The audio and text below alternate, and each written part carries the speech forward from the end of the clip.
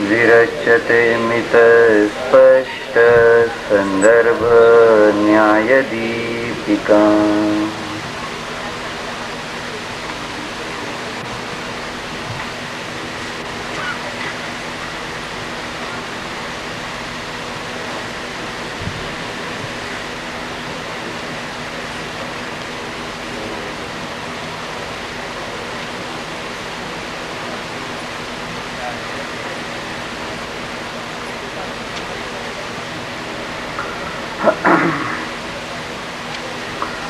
सुख कहा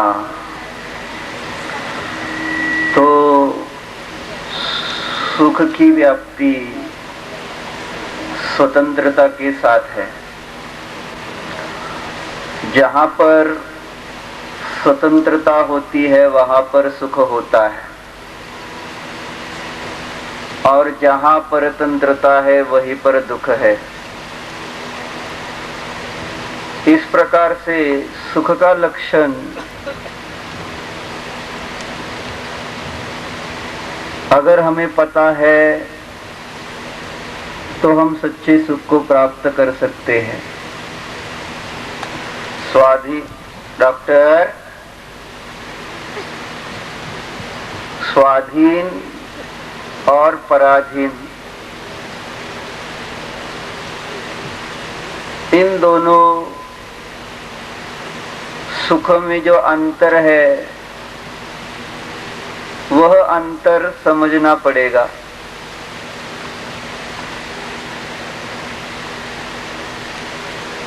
तो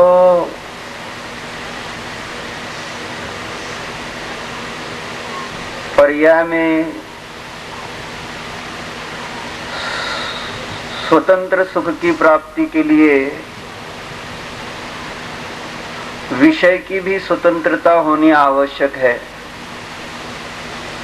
स्वतंत्र विषय है तो हम वहां पर उसका आश्रय करके पर्याय में स्वतंत्र सुख भोग सकते हैं। लेकिन विषय अगर किसी के अधीन हो, पराधीन हो, तो फिर पर्याय में स्वतंत्र सुख की प्राप्ति होने वाली नहीं है। और देखा जाए तो वस्तु व्यवस्था में प्रत्येक वस्तु स्वभाव से ही स्वतंत्र है, वह किसी के अधीन है ही नहीं। विषय स्वतंत्र है, फल स्वतंत्रता चाहते हैं, फिर गलती कहाँ है? विषय तो स्वतंत्र ही है, प्रत्येक वस्तु अपना अपना स्वभाव लिए हुए है, उत्पाद व द्रव्य से युक्त है। कोई भी वस्तु किसी के अधीन है ही नहीं। विचार करो मतलब आगम से देखो तो बाबा साहेब, प्रत्येक वस्तु स्वतंत्रता है। फिर अगर विषय स्वतंत्र है तो फल स्वतंत्रता क्यों नहीं है? तो यहीं पर यह विचार करना है कि साधन की परतंत्रता, जब तक साधन जो है वह परतंत्र रहेगा तो विषय की स्वतंत्रता हमें प्रतिभासित नहीं होगी, और विषय की स्वतंत्रता प्रतीति में न आने के कारण जो फल सुख चाहते हैं, स्वतंत्र सुख, स्वाधीन सुख, स्वयंभू सुख चाहते हैं, उसकी प्राप्ति हमें होने वाली नहीं है। यानी गलती है साधन में। फिर से विचार करना, पर्याय में परतंत्रता का दुख भोग रहे हैं, उसका कारण वस्तु व्यवस्था हो नहीं सकती। अगर वस्तु व्यवस्था परतंत्र होती, वस्तु व्यवस्था अगर दुख का कारण होती तो कोई भी जीव पर्याय में सुखी नहीं हो सकता है। लेकिन वस्तु व्यवस्था अपने कारण स्वतंत्र है, उसको किसी ने स्वतंत्र बनाया नहीं है, बनाना नहीं है। अनादि अनंत स्वतंत्र ही, इसलिए हम पहले प्रश्न में भी देखते हैं जैन सिद्धांत प्रवेशिका में, वस्तु व्यवस्था स्वयंभू है, माने स्वयमेव है, किसी भी अन्य द्रव्य की अपेक्षा नहीं रखती है। तो वस्तु व्यवस्था के कारण तो हम दुखी नहीं हो सकते, फिर तो किस कारण से हमारी पर्याय में दुख है, इसका हमें विचार करना पड़ेगा। वस्तु व्यवस्था स्वतंत्र होते हुए भी जो ज्ञान में परतंत्रता पड़ी हुई है, जानने में परतंत्रता पड़ी हुई है, उस परतंत्र जानने का फल ही पर्याय में परतंत्रता का दुख है। ज्ञानाला कधी आपण स्वतंत्र पाहिलंच नाही आहे। विषय साधन फळाची चर्चा चालते, या अंतर्गत साधनामध्ये अप्पासाहेब साधन काय है? ज्ञान पर्याय। साधन कौन है? ज्ञान की पर्याय वह साधन है, यानी ज्ञान के द्वारा जानते हैं, लेकिन इस ज्ञान की स्वतंत्रता को नहीं जाना है, और इस कारण से उस ज्ञान के द्वारा हम वस्तु को स्वतंत्र रूप से प्रतीति में नहीं ले रहे हैं, जिसका फल दुख है। ज्ञान हमने अनादि से परतंत्र ही जाना है, माना है, देखा है, इसी प्रकार से हमारी प्रवृत्ति चलती है। हमने कभी एक क्षण भी कि ज्ञान अपना स्वतंत्र रूप से कार्य करने में समर्थ है, उसके लिए इंद्रिय आदि की अपेक्षा नहीं है, इसको समझते नहीं है, क्योंकि संकर हो गया है। संकर माने एक में एक, ज्ञेय और ज्ञान का संकर। इसलिए तो कहा समय सार की 31 नंबर की गाथा में कि जिसको आत्मानुभव करना है, यानी सम्यक दर्शन प्राप्त करना है, अतीन्द्रिय सुख प्रकट करना है, स्वतंत्र सुख प्रकट करना है, तो उसको पहले क्या करना पड़ेगा? जो संकर किया हुआ है उसको दूर करना पड़ेगा। यानी सर्वेशाम युगपत प्राप्ति ही संकरा, सबकी एक जगह प्राप्ति, उसी को संकर कहते हैं, सगळ्यांची एक ठिकाणी। मग इथं त्या ठिकाणी आपण काय करतो आहोत?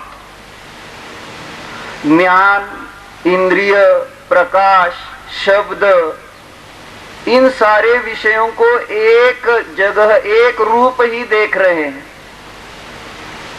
शब्द सुनते साथ ही ज्ञान उत्पन्न हो रहा है, प्रकाश के कारण ज्ञान होता हुआ दिखाई दे रहा है इस जीव को, तो इसलिए उसे उस प्रकाश में और ज्ञान में, शब्द में और ज्ञान में, इंद्रियों के द्वारा जानता हुआ, क्योंकि इंद्रियां खराब होती है तो उसके माध्यम से ज्ञान नहीं हो रहा है, तो यह मानता है कि मुझे जानने में नहीं आ रहा।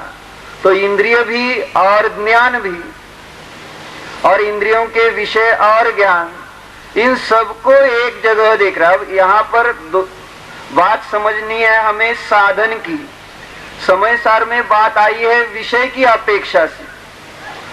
अगर हम समय सार को भी साधन की अपेक्षा से देखें तो हमारा सारा पर्याय में जो दुख है वह नष्ट हो जाने वाला है।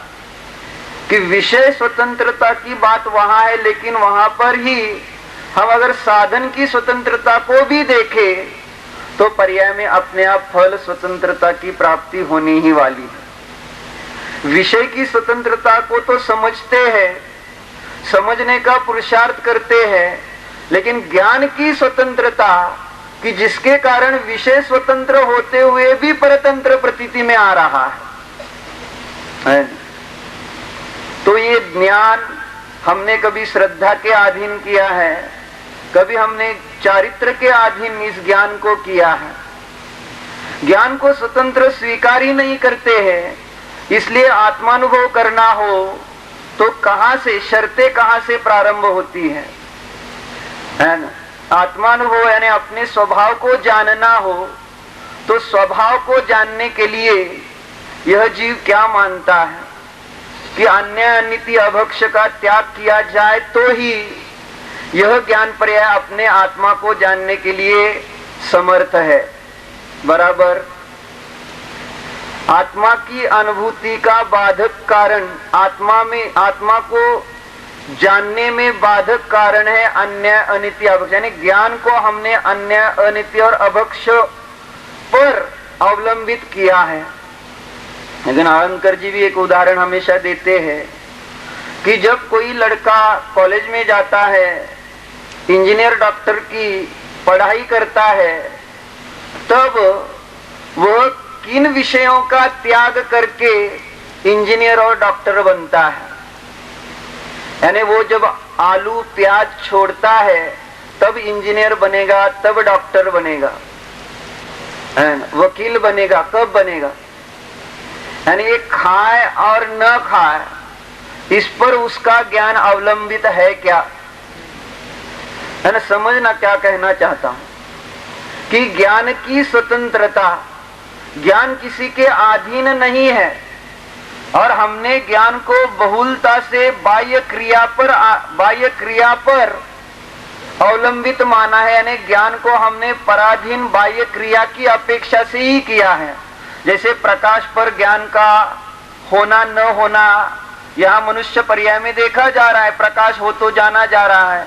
अभी माइक बंद पड़ जाए तो आप जान सकते कि नहीं जान सकते? माइक बंद पडला तर तुम्ही जाणू शकाल की नाही जाणू शकणार? जाणू शकतो, ऐकू शकत नाही ती गोष्ट वेगळी आहे ना। जाणण्याचं कार्य बंद पडणार नाहीये। माईक बंद जरी पडला तर त्या ठिकाणी हे जाणता तुम्ही की माईक बंद पडलेला आहे, आम्हाला शब्द ऐकू येत नाही, हे जाणतो ना। जाणणं कुठं बंद पडणार आहे? जाणणं हे सर्व अवस्थेमध्ये चाललेलंच असणार आहे, परंतु आम्ही ते जाणण्याचं कार्य त्या माईक वर अवलंबून ठेवलंय की नाही ठेवलेलं। माईक मधनं त्या ठिकाणी बोललं जातंय, स्पीकर मधनं आवाज येतोय म्हणून मला त्या ठिकाणी ह्या शब्दाचं ज्ञान होतंय, बरोबर। माईक आणि स्पीकर त्या ठिकाणी या शब्दाच्या ज्ञानाचं कारण। मग केवलींना आता शब्द ऐकू येतात की नाही येत? केवली भगवान को शब्द सुनाई दे रही कि नहीं दे रहे? नीलेश भाई, उनके पास स्पीकर होगा क्या? यहाँ पर रचना की है ऐसे ही ठेवला काय उमेश भाई? एक स्पीकर मोक्षात नेऊन इथं तर ठेवले, बाहर मोक्ष में पूछ रहा, वो मोक्ष को जाता है। तो समझना कि यहाँ पर शब्द का जो हमें ज्ञान हो रहा है उसमें हम यह जान रहे मान रहे कि शब्द से ज्ञान हो रहा है। इसीलिए तो आचार्यों को ये कहना पड़ा, न अर्थालोको कारणम परिच्छेद्यत्वात् तमोवत्, कि पदार्थ प्रकाश ये ज्ञान के कारण नहीं है। यानी पदार्थ के कारण भी ज्ञान नहीं है, यानी हमने अपना ज्ञान पदार्थ पर निर्भर करके रखा है। प्रकाश के ऊपर या बाह्य क्रिया के ऊपर धर्म का ज्ञान निर्भर है ऐसा मान रखा है। यानी धर्म का ज्ञान हमें कब होगा? अगर हम सब कुछ त्याग कर बैठे तो धर्म का ज्ञान होगा, और कुछ भी न त्यागे तो धर्म का ज्ञान नहीं होगा। ऐसी व्याप्ति है क्या? लेकिन माना तो ऐसे ही जाता है, त्याग कर ही हम अपने स्वरूप को समझ सकते हैं। यहाँ सभा में बैठे हो तो हम अपने आत्मा को जान सकते हैं कि नहीं जान सकते हैं? सभेत बसलेला आहात, गर्दी आहे, समजते ना? मग याच्यामध्ये तुम्ही तुमच्या आत्म्याला आत्ता जाणायचं म्हटलं तर जाणू शकाल की नाही शकणार? परंतु असं म्हटलं जातं भीड़ में आत्मा का ज्ञान नहीं हो सकता है, बराबर। भीड़ में हम घर का ज्ञान कर सकते हैं। कुंभोची आठवण येते ना मधनाधनं? नहीं है, चांगले।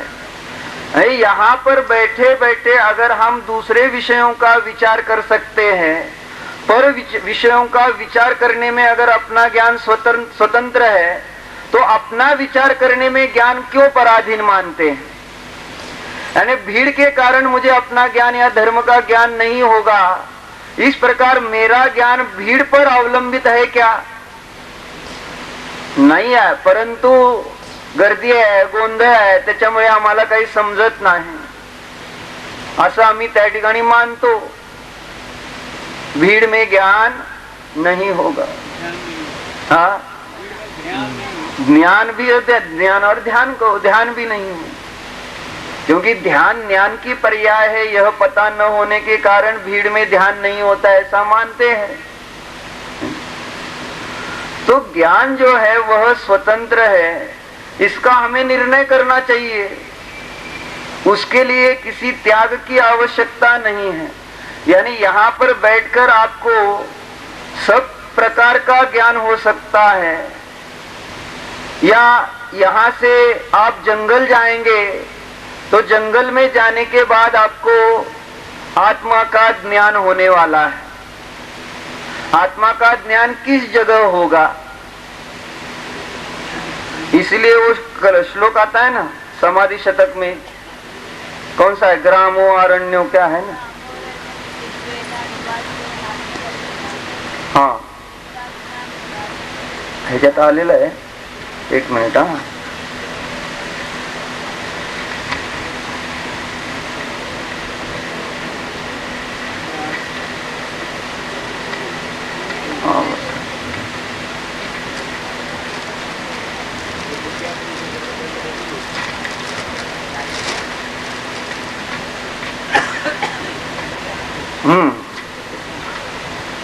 समाधि शतक में श्लोक नंबर 73 आता है कि जिसमें यही बात कही कि ग्रामोरण्यमिति द्वेधा निवासो अनात्मदर्शिनाम दृष्टात्मानं निवासस्तु विविक्तात्मैव निश्चलः। पेज नंबर है 2 न्याय दीपिका में 2 नंबर पेज पर नीचे दिया है।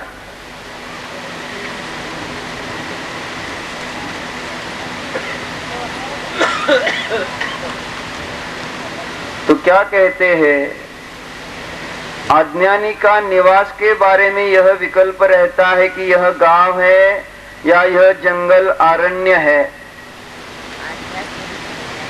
परंतु ज्ञानी सम्यक दृष्टि पर से भिन्न अचल परमात्मा को ही अपना निवास स्थान अबोध सौध मानता है। ज्ञानी अपना निवास स्थान किसे मानता है? तो उसके लिए गृह या अरण्य की आवश्यकता नहीं है। कितनी तो सारी शर्तें रखी गई है आत्मा को जानने के लिए, लेकिन इतना कठिन है क्या आत्मा को जानना, और इतनी शर्तें रखने का कारण क्या हो गया? तो यहाँ पर जो साधन ज्ञान है, उस साधन ज्ञान की स्वतंत्रता का ज्ञान न होने के कारण इस प्रकार की शर्तें रखी जाती है कि महाव्रती हो जाओ तो ही हम अपना आत्मा जान सकते हैं। यानी महाव्रत यानी बाहर से सब कुछ छोड़ दिया, तो उसके कारण ज्ञान में क्या अंतर आया? ज्ञान की परिणति यहाँ पर महाव्रत पर निर्भर है क्या? म्हणून समझना, एक ज्ञान की पर्याय, इसको जब तक हम सम्यक रूप से समझते नहीं है तब तक वहां पर पर्याय में जो परतंत्रता का दुख भोग रहे हैं उसका अभाव होने वाला नहीं है। यानी अनुभव अभी यहाँ पर कर सकते हैं, अभी यहाँ बैठे बैठे कर सकते हैं। उसके लिए महाराज जी तो हमेशा उदाहरण भी लेते थे कि जैसे किसी लड़की की नई शादी हो गई है, ससुराल में वह रसोई में रोटी आदि बना रही है, तो रसोई बनाते बनाते उसको मैके की याद आती है कि नहीं आती है? कि मैके की याद करने के लिए वो रसोई बनाना छोड़कर अपने कमरे में जाती है, पद्मासन लगाकर बैठती है, और तब जाकर उसको मैके की याद आती है। घराची आठवण तुम्हाला इथे येते की नाही? काय काय करता घराची आठवण करण्यासाठी? तिथं रुमाल कुठे घेऊन, माझा रुमाल पडलाय का? देता का? माझा द्या. हा.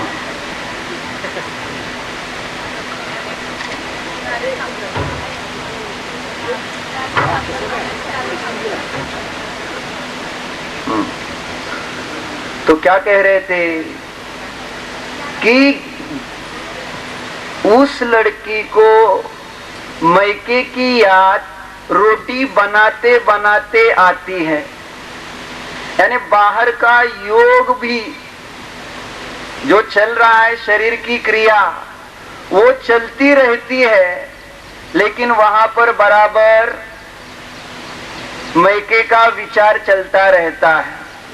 तो उसके लिए यानी पहली बार हमने पंडित जी को एक 11 नंबर चार्ट दिखाया था, जिसमें महाराज जी ने ये दिखाया है कि कोई एक जीव टीवी के सामने बैठा है, टीवी देख रहा है, और उसी समय उसके पास शुद्धात्मानुभव दिखाया है। आपके पास चार्ट है 11 नंबर का, बड़ा वाला चार्ट है आपके पास जो है, उसमें उसको देख लेना जरा।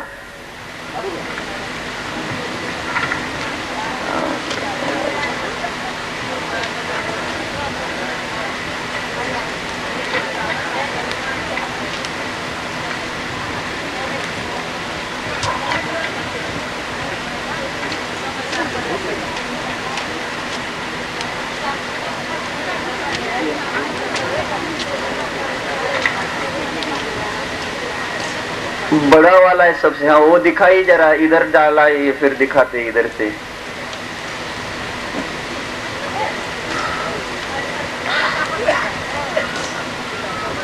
हाँ एक चार्ट सगळ्यांना दाखवण्यासाठी किंवा तुम्ही उभारून दाखवा हा चार्ट आहे म्हणून।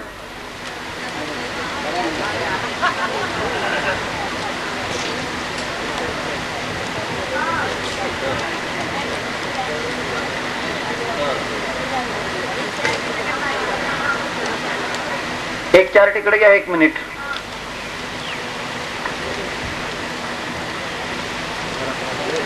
पूर्ण नका देऊ, लगेच घेऊन जावा तिकडे, माझ्याकडे आहे, मला फक्त ते पान बघायचं।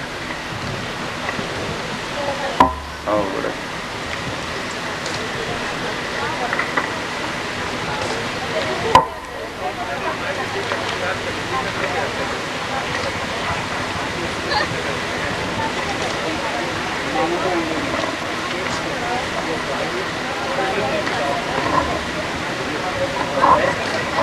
हाँ 3 नंबर सगळ्यात शेवटचं ते काढा लावा, पटलंच की मधनं 3 नंबर पेज।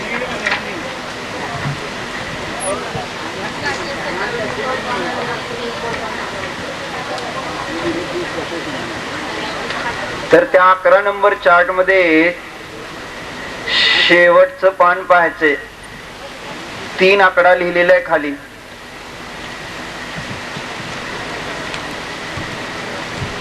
हाँ, गृहस्थ की मिथ्यात्व व सम्यक्त अवस्था में बाह्य चारित्र और अंतरंग श्रद्धा ज्ञान चारित्र का दिग्दर्शन मिला क्या?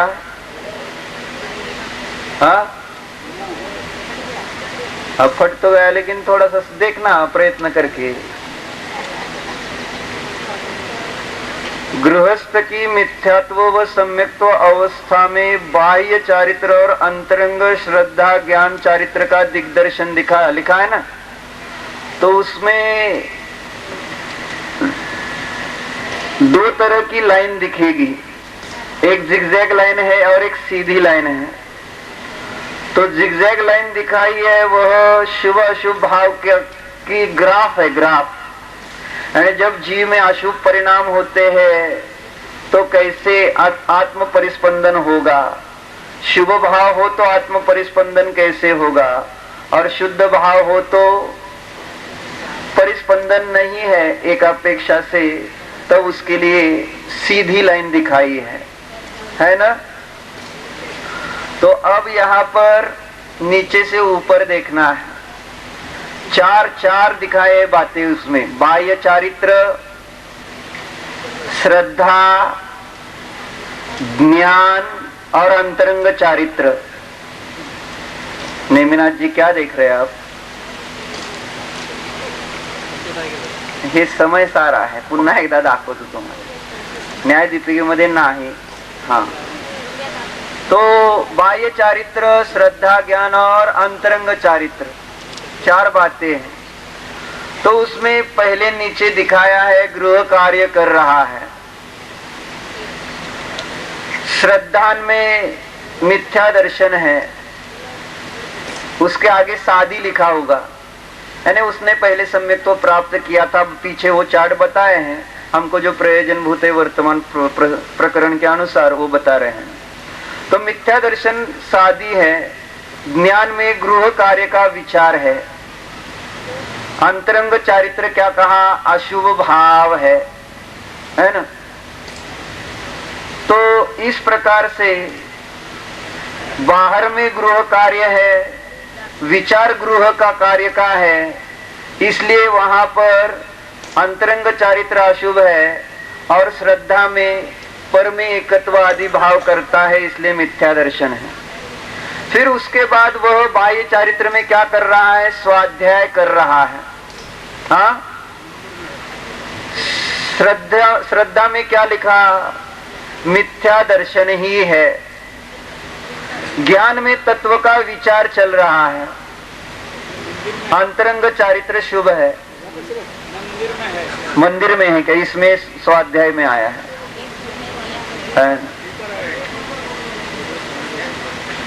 हमने कहा था आखिर का, और तीसरे मंदिर में है कि स्वाध्याय में है, मंदिर में है क्या,